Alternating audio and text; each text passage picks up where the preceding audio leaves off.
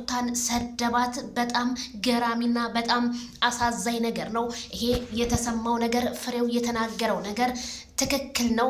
ምክንያቱም ሰው ሲያጠፋ አጥፍተሃል ብለው ጥፋቱን ካልነገሩት አንድ ሰው እንዴት ነው ከጥፋቱ የሚመለሰው? ትናንትና እንደ እውነታው የሰራችው ቪዲዮ ሩታ በቀል ያለችው እሱ አዎ ትክክል አይደለም፣ ሁሉም ሰው አልገደፈም። ግን ይሄ ነገር ለምን ሆነ ብለን ጥያቄ መጠየቅ አለብን። ምክንያቱም ፍሬው ቲዩብ ከትናንትና ወደ አብርሃምን በጣም ከፍ ዝቅ እያደረገ ሲሳደብ የነበረ ልጅ ዛሬ ግን ሩታን ለምን ትዳርሽን አታስከብሪም? በመቀጠል ደግሞ እንዴት ኮሜንታተር ነው የናሽው? እኛን ንቀሽናል፣ እኛን ተጫውተሽብናል። የፍሬው መልስ ነው ማለት ነው።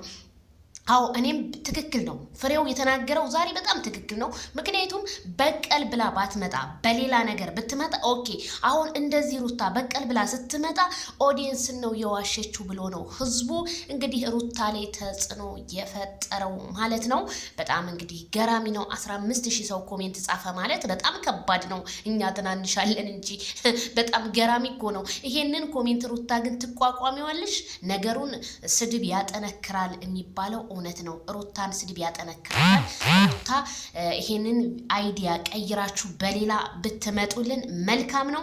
ዛሬ ፍሬው የሰጠው አስተያየት ትክክል ነው። ስለዚህ ሩታ ከሄርሜላ ምንም የምትለይበት ነገር የለም ነው እንግዲህ ፍሬው ያለው። እንግዲህ ሩታ ባሏን መንከባከብ ፊትም ሲባል የነበረው ነፍሰ ጡር በሆነ ሰዓት ትክክል ነው ማለት ነው አብርሽ እያለ ነው ፍሬው።